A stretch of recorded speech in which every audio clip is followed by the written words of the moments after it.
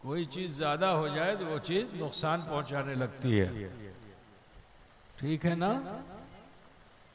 अल्लाह ताला ने इबादत करने के लिए दुनिया में भेजा, इंसान को तो हर वक्त इबादत करना चाहिए, लेकिन अल्लाह ताला ने वक्त मुतय्यन कर दिया, रसूल पाक ने तादाद मुतय्यन फरमा दी। सुभान अल्लाह, बेशक अल्लाह ने वक्त मुतय्यन किया और रसूल पाक ने तादाद मुतय्यन कर दी कि फजर में इतने ही पढ़ना है, जोहर में इतना ही पढ़ना है, असर में इतना ही पढ़ना है, मगरिब व इशा में इतना ही पढ़ना है ना भाई? लेकिन रसूल पाक सल्लल्लाहु अलैहि वसल्लम ने एक बात और भी बताई। वो क्या? उसमें पाबंद नहीं किया। उसमें रसूल पाक सल्लल्लाहु अलैहि वसल्लम ने इरशाद फरमाया कि अल्लाह की मारिफत को हासिल करने का, अल्लाह के कुर्ब को हासिल करने का बेहतरीन जरिया नफल नमाज है। सुभान अल्लाह। नफल इबादत जो है इसको मुतय्यन नहीं किया कि कितना करना है। ठीक है ना? ये तो बस ऐसे ही समझ लो कि वमिनल लैल फतहज्जद बिही नाफिलतन लक असा अन यबअसका रब्बुका मकामम महमूदा। तो नफल की कोई हद मुकर्रर नहीं की है। दिल चाहे कुछ कम कर लो, दिल चाहे कुछ ज्यादा कर लो। सुभान अल्लाह, है ना? तो आज की ये रात है, अब आपके दिल के चाहने पर है। कम तो हुआ नहीं, कुछ ज्यादा ही हो गया है। तो अब ये बताइए कि कुछ कम कर दिया जाए या कुछ और ज्यादा कर दिया जाए? क्या बताएं भाई? आप लोग क्या कहते हैं?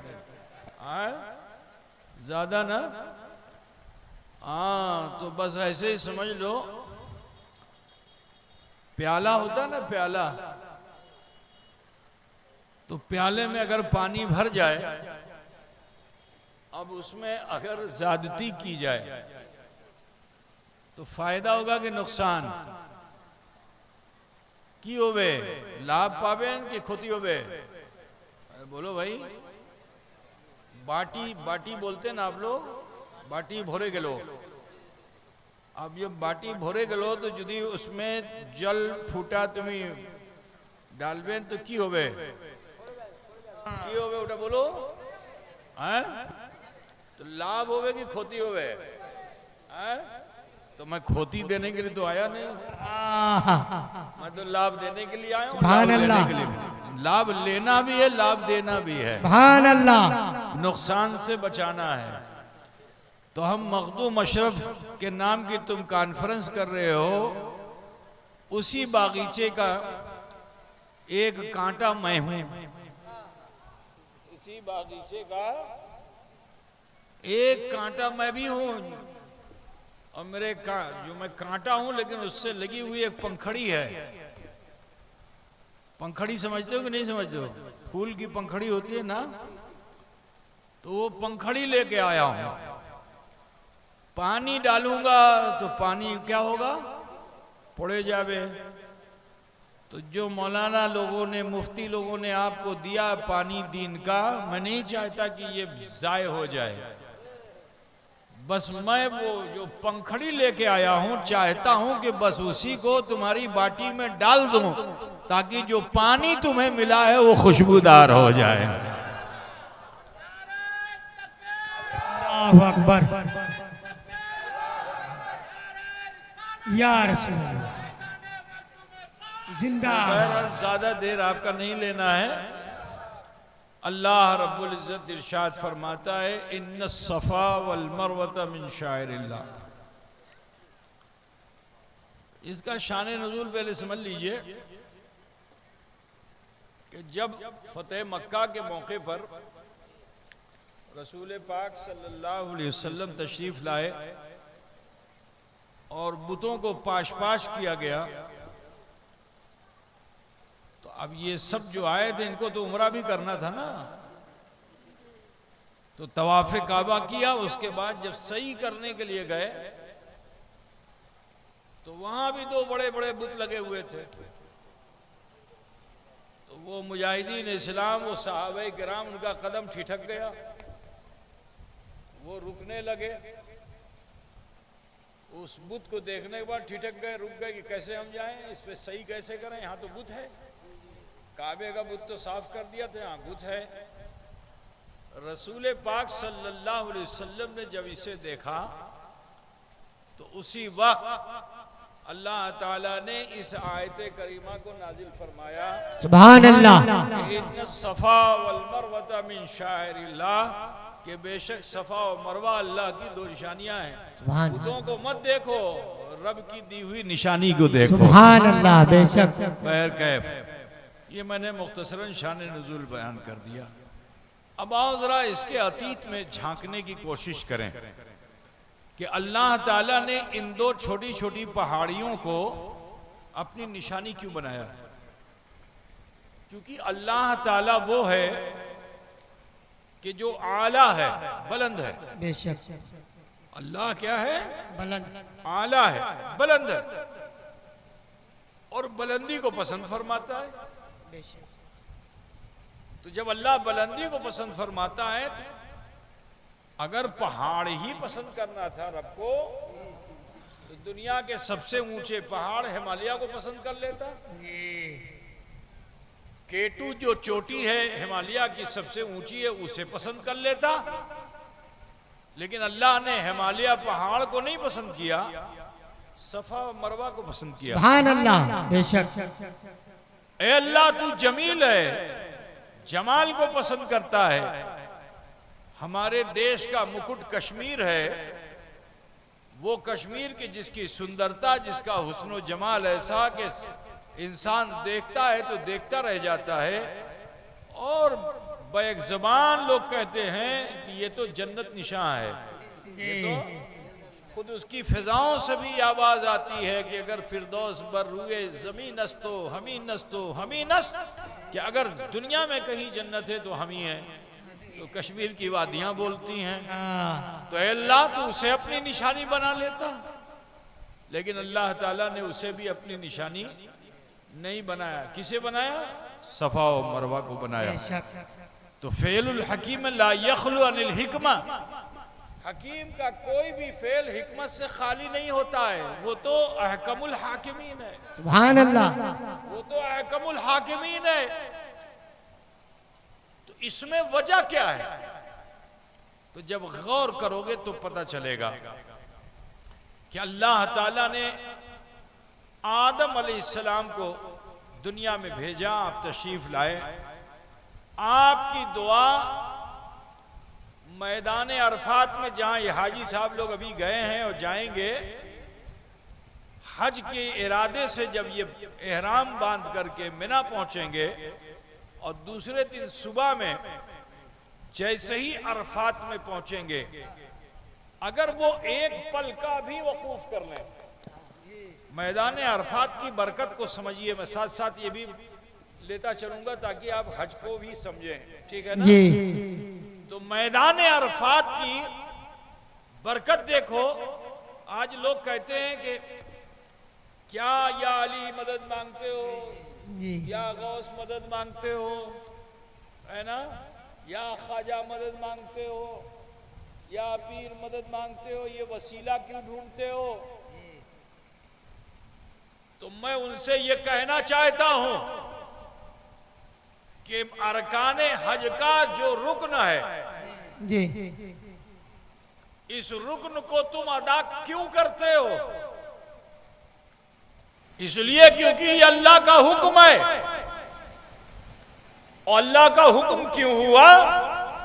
क्योंकि यहां अल्लाह का महबूब बंदा, जिसको अल्लाह ताला ने जिसकी दुआ को कबूल किया, उस जात का नाम आदम अलैहिस्सलाम है। और जिनके वसीले से दुआ कबूल हुई, उस जात का नाम जनाबे मोहम्मद रसूलुल्लाह है। सुभान अल्लाह। तो हाजी साहब जिन्होंने जीवन भर गुनाह किया और हज करने के लिए जैसे ही जाते हैं, एहराम बांधने से गुनाह नहीं छोड़ता, लेकिन काबे के पास जाएंगे तो तो हजरे अस्वद, जी तो जैसे ही हजरे अस्वद के पास पहुंचते हैं वो गुनाह को खींच लेता है। बेशक हक है। कौन खींचता है? अल्लाह खींचता है कि हजरे अस्वद?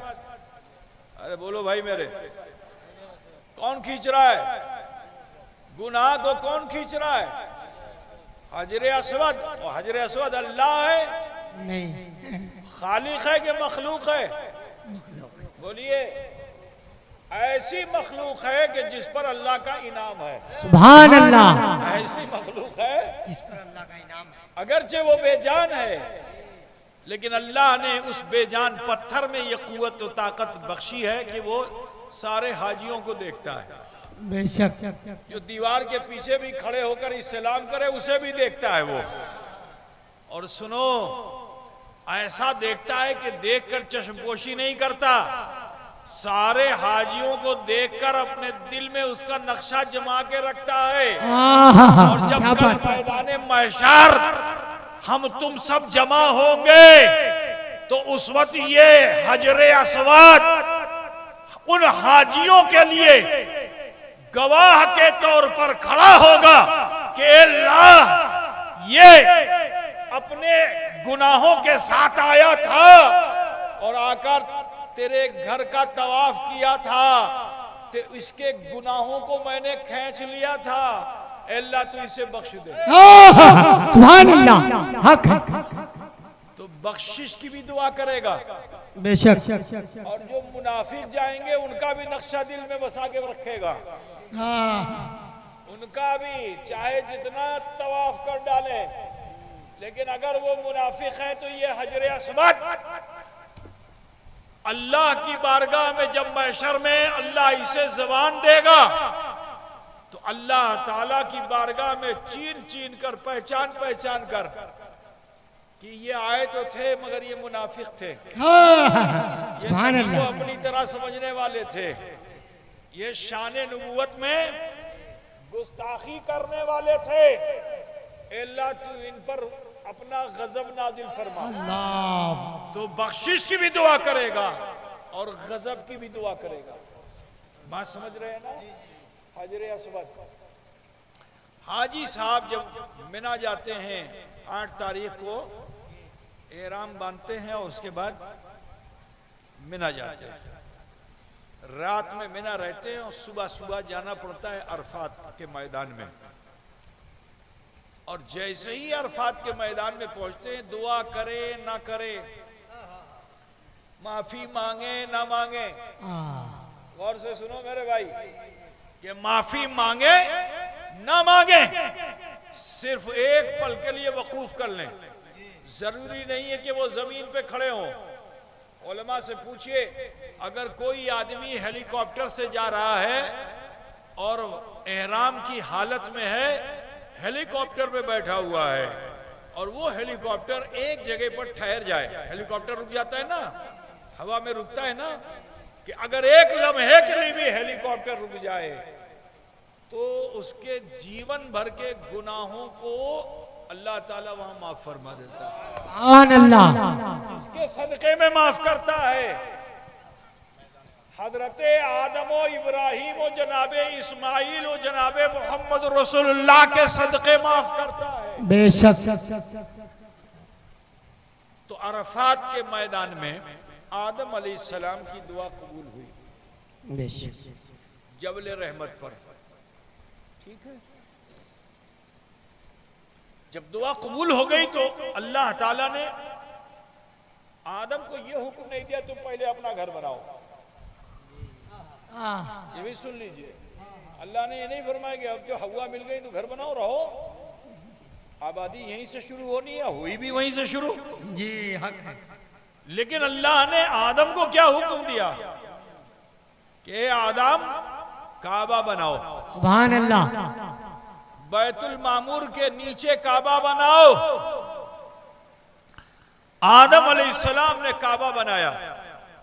जिस हजरे अस्वद का मैंने जिक्र किया अभी, तो ये हजरे अस्वद जन्नत में था। आदम अलैहिस्सलाम जहां जाते थे हजरे अस्वद पीछे पीछे चलता था। जन्नतुल मावा में जाएं तो पीछे, खुल्द में जाए तो पीछे, फिरदौस में जाए तो पीछे, जहां जहां आदम अलैहिस्सलाम जाते थे आठों तबक में, ये पीछे पीछे चलता था, पीछे पीछे चलता था, क्योंकि ये आदम अलैहिस्सलाम से भालोवासा इसने कर लिया था। मगर जब अल्लाह ने आदम अलैहिस्सलाम को दुनिया में भेजा ना, तो ये पत्थर परेशान हो गया कि मैं तो जन्नत का पत्थर हूं, कैसे जाऊंगा दुनिया में। मगर आदम जा रहे हैं, ये जन्नत तो जन्नत है, यहां गम नहीं, दुख नहीं, दर्द नहीं, लेकिन मुझे आदम से मोहब्बत हो गई। अब आदम अगर जन्नत में ना होंगे तो मैं यहां रह के क्या करूंगा। तो उसने तय कर लिया कि दुनिया की तकलीफ को बर्दाश्त करूंगा, दुनिया के नशे व फराज से गुजरूंगा, लेकिन अपने महबूब का दामन नहीं छोड़ूंगा, सुभान अल्लाह, अपने महबूब के पीछे पीछे चलूंगा। तो आदम अलैहिस्सलाम जब दुनिया में आए तो वो पत्थर भी आ गया, और फिर जहां जहां आदम गए पीछे पीछे पत्थर। जब अरफात में जबले रहमत पे दुआ कबूल हुई आदम अलैहिस्सलाम की, तो देखते क्या है, हजरत आदम के कदमों से एक पत्थर चिमटा हुआ है और कदमों को चूम रहा है, और उस पत्थर से एक आवाज आ रही है कि जिसे चाहा जाता है उसे चूमा जाता है। सुभान अल्लाह, बेशक हक की जाती है उसे चुमा। चूम रहा था। आदम अलैहिस्सलाम ने भी पत्थर को उठाया, कहे पत्थर तू जन्नत का था, मेरे लिए तूने जन्नत को छोड़ दिया, मेरे लिए इतनी बड़ी कुर्बानी तूने पेश की है, तो अब तेरा मुकाम कदमों में नहीं है, तेरा मुकाम तो सीने में है। सुभान अल्लाह, उठाया और सीने से लगा लिया, और सीने से लगाए लगाए फिर रहे थे कि अल्लाह का हुक्म आ गया काबा बनाओ। अब जब काबा बनाने का हुक्म आया तो आदम अलैहिस्सलाम ने दीवार चुनते चुनते इस पत्थर को भी एक कोने पे लगा दिया, जिसको हजरे अस्वद कहते हैं। जी, हजरे अस्वद कहते हैं। अब जो कोने में लगाया ना, तो इसकी सुंदरता और बढ़ गई। अब जो इसका हुस्न बढ़ गया तो आदम भी बोल पड़े कि पत्थर तू मेरा आशिक था, लेकिन अब मैं तेरा आशिक हो गया हूं। मेरा भी दिल यही कहता है कि जिसे चाहा जाता है उसे चूम लिया जाए। नारे तकबीर, नारे रिसालत, फैज़ान मखदूम पाक। आदम अलैहिस्सलाम ने चूमा और नबियों ने भी चूमा, यहां तक के समाज बढ़ता चला गया।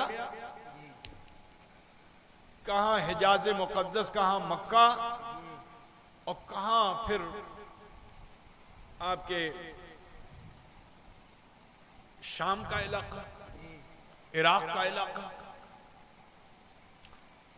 हजरत नूह अलैहिस्सलाम का दौर तकरीबन 2000 या 2500 साल का अरसा गुजरा।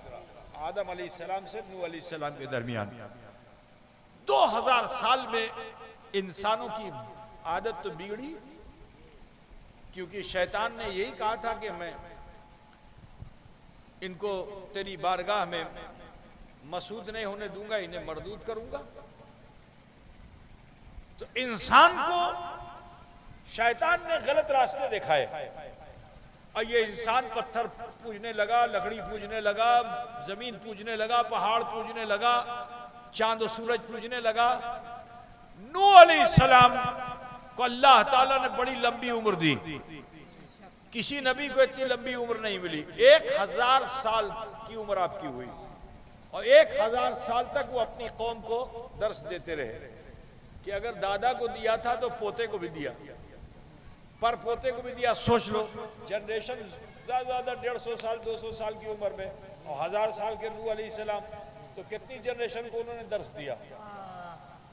2 × 10, तो कम से कम 5 जनरेशन को तो दर्श दिया, लेकिन नहीं सुधरे।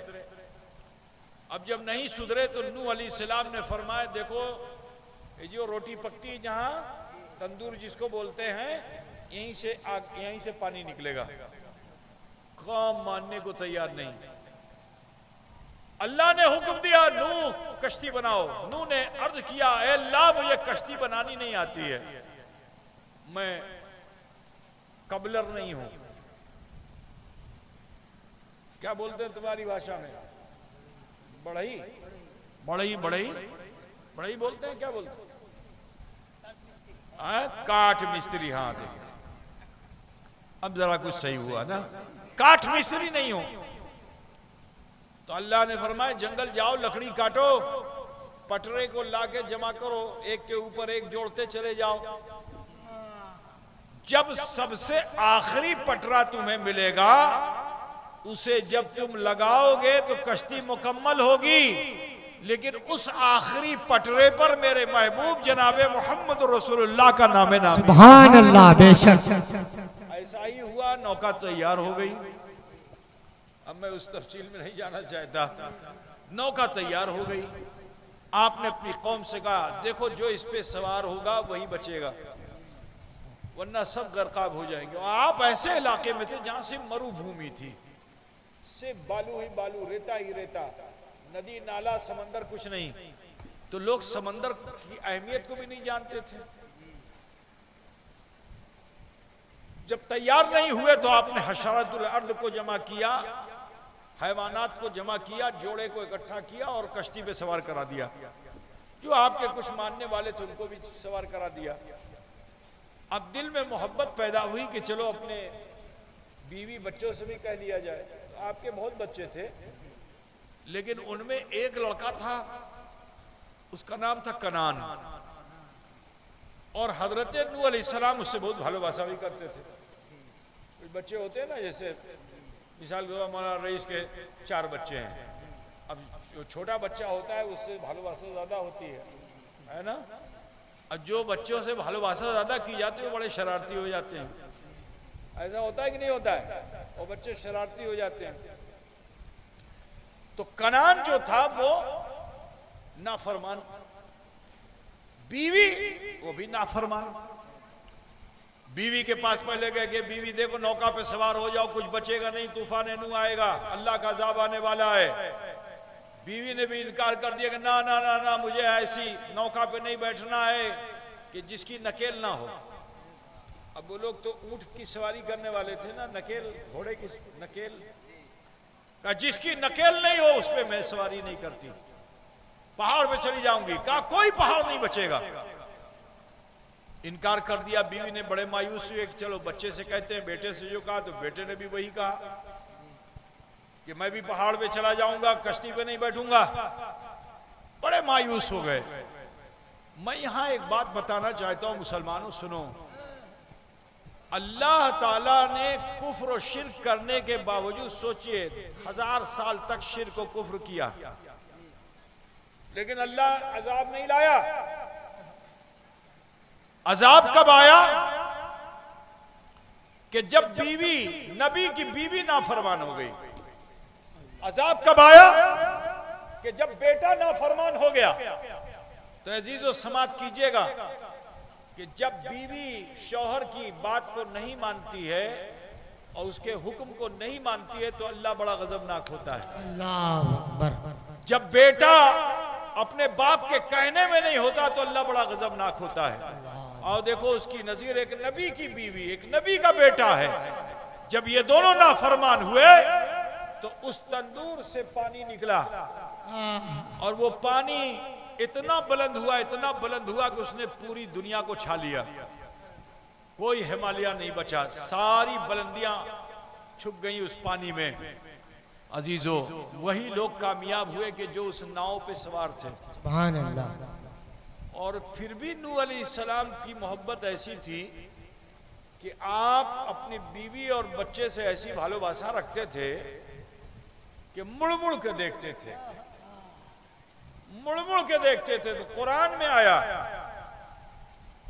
कि ऐ नूह, वो तुम्हारे अहल में से नहीं है, लैसा मिन अहलिक, तुम्हारे अहल में नहीं है। अजीजान गिरामी ख्याल फरमाइए, बीवी ना फरमान, बेटा ना फरमान,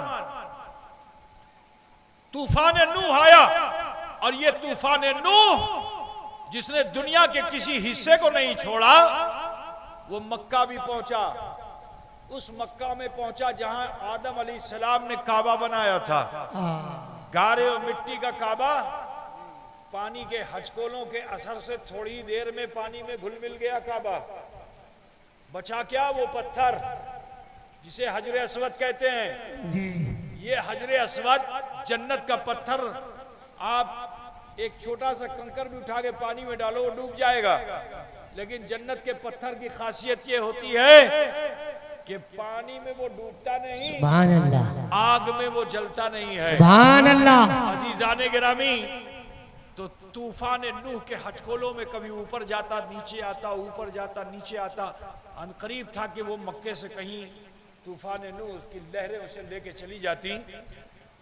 तो उसी के करीब में एक पहाड़ आज भी है, उस पहाड़ का नाम है जबल अबी कुबैस।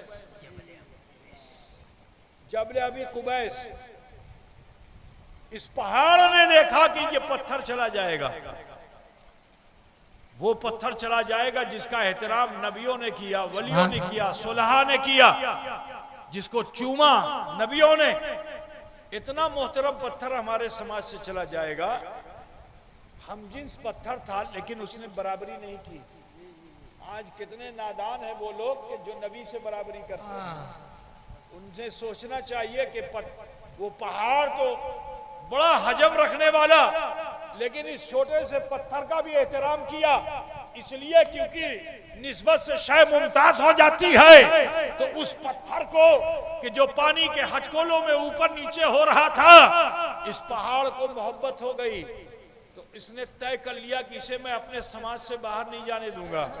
उसने अपने सीने को खोल दिया। जैसे ही हचकोलों के असर से पत्थर नीचे गया, उसने अपना सीना बंद कर लिया। पहाड़ के सीने में हजर अस्वद चला गया। तूफान नूह की लहरों ने उस पहाड़ पे चोटें लगानी शुरू कर दी। आवाज आने लगी कि ए पहाड़, ये पत्थर हमें दे, हम लेके जाएंगे। तो उस पहाड़ ने कहा, हरगिज ये नहीं हो सकता, क्योंकि मुझे इस हजर अस्वद से मोहब्बत हो गई है और इसको मैंने अपने सीने में रख लिया है। अब कुछ भी हो जाए, लेकिन मैं इसे अपने सीने से निकलने नहीं दूंगा। तूफान नूह ने कहा, तेरे लिबास को हम तार तार कर देंगे।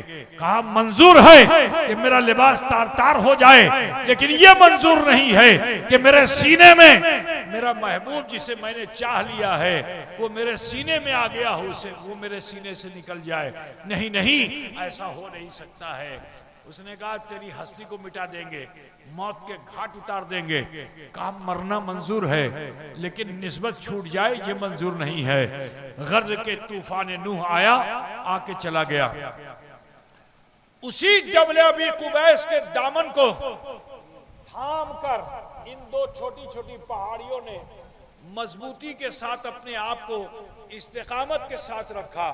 तूफान नूह का मुकाबला किया। जबल अबी कुबैस ने के दामन को न सफा ने छोड़ा, न मरवा ने छोड़ा, यहां तक के तूफान नूह आके चला गया। इलाका वादिये गैर ज़रा बन गया। वहां कोई खेती नहीं होती थी, वहां कोई सब्जा नहीं उगता था, वहां पानी नहीं मिलता था, वहां चरिंद परिंद दरिंद कोई भी ठहरते नहीं थे। जो गुजरने वाले मुसाफिर होते तेजी के साथ निकल जाते थे, कोई वहां क़याम भी नहीं करता था। 3,500 साल का अरसा उस इलाके में ऐसा ही रहा। कितना साल? अरे याद रखोगे भाई, 3,500 साल तक वो इलाका बंजर बना रहा। बंजर तो समझोगे ना, वादिये गैर बन के रहा। लेकिन देखो अल्लाह की कुदरत, इंसान अगर तकवा और परहेजगारी और कुर्बानी दे तो अल्लाह का कितना बड़ा एहसान उस पे होगा। अगर पत्थर परहेजगार हो जाए, अगर पत्थर कुर्बानी देने वाला हो जाए, तो उस पर अल्लाह की रहमत होती है। सुनो, वो इलाका कि जो 3,500 साल तक गैर ज़रा बना रहा, 3,500 साल के बाद अल्लाह ताला ने हजरत इब्राहिम खलीलुल्लाह को, नाम सुना है ना भाई, इब्राहिम खलीलुल्लाह को अल्लाह ने हुक्म दिया कि इब्राहिम अपनी बीवी और बच्चे इस्माइल को ले जाकर ऐसी जगह पे छोड़ दो जहां सब्जा भी नहीं उगता है। आज लोग कहते हैं नबी को गैब नहीं। अल्लाह ने, एक बात बताओ भाई मुझे, मानिकपुर के मुसलमानों, अल्लाह ताला ने पर्टिकुलर प्लेस का हुक्म दिया था? बोलिए, अल्लाह ने क्या फरमाया कि वादी गैर ज़ी ज़रा में ले जाके छोड़ दो। आप थे मुल्क शाम में जहां फिलिस्तीन है, वहां से आप चले, रास्ते में न जाने कितनी पहाड़ियां सूखी मिली होंगी जिस पर कोई सब्जा नहीं, वादियां मिली होंगी जहां कोई सब्जा नहीं, रेत ही रेत। तकरीबन 2150 मील का सफर तय किया आपने। रास्ते में कुछ इसी तरह के जगह मिलती रही, मगर नबी कहीं ठहरे नहीं। वजह क्या है? वजह यह है कि नबी अपनी निगाहे नबूवत से उस मुकाम को देख लेता है। नबी से कुछ छुपता नहीं है। यहां तक के उस मुकाम पे पहुंचे जहां आज काबा है, और जब वहां पहुंचे चौराहे पर, तो इब्राहिम खलीलुल्लाह ने अपनी सादतमंद बीवी से कहा कि ए मेरी बीवी, अल्लाह ने तुम्हें ठहरने का यही हुक्म दिया है। तो हजरते हाजरा ने, जो सादतमंद बीवी थी, उन्होंने कहा कि मेरे शौहर, आप परेशान ना हो, इंशाअल्लाह आप मुझे साबिर भी पाएंगे और शाकिर। सुभान अल्लाह, बेशक हक। देखो दौर बदला। वहां नाअहल बीवी थी, तूफान नूह आया। यहां सादतमंद बीवी है। सुभान अल्लाह। हजरते हाजरा सादतमंद बीवी हैं। दौर बदला। बेटे के बारे में बता दूं, बेटा ऐसा, हजरते इस्माइल ज़बीहुल्लाह जैसा बेटा दुनिया में मिलने वाला नहीं। बेशक हक है।